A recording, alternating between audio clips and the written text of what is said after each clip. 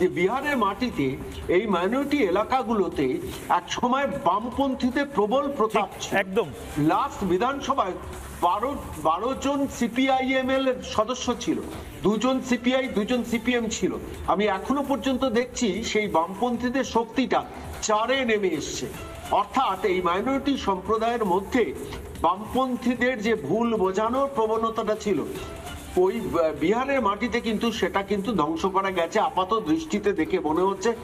ভারতীয় মুসলিমরা বিহারেও যারা রয়েছেন তারাও বুঝতে পেরেছেন যে দিনের শেষে একটা শক্তিশালী রাষ্ট্র ব্যবস্থা ভারতের দরকার। পশ্চিমবঙ্গের মাটিতে আল কায়দা খুঁজতে এনআইএ কে আসতে হয়, এ রাজ্যে সরকার খুঁজে পায় না।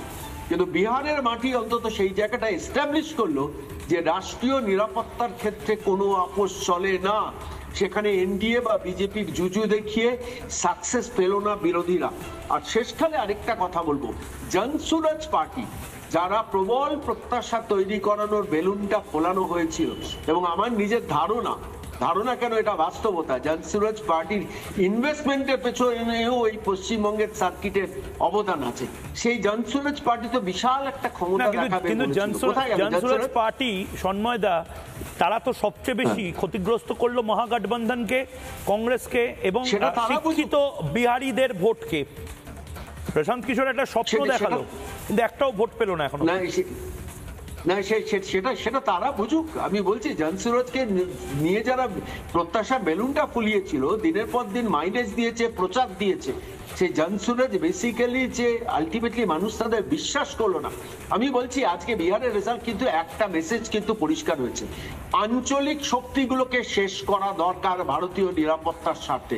সমস্ত আঞ্চলিক শক্তি সারা ভারতবর্ষে তারা থাকুক, দল হিসেবে থাকুক, কিন্তু আঞ্চলিক শক্তি বাড়লেই আল কায়দা বাড়বে, আইএস জঙ্গি বাড়বে, জামাতরা বাড়বে, আনসারুল্লাহ বাংলারা বাড়বে। এটা বিহার দেখালো।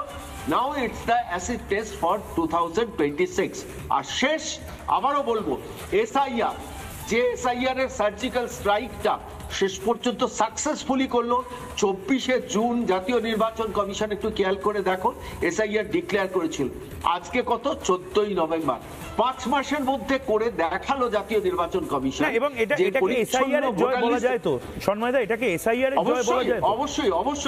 অবশ্যই স্বাধীনতার পর সবথেকে বেশি ভোট হয়েছে বিহারে, 67% কিসের ভিত্তিতে হয়েছে?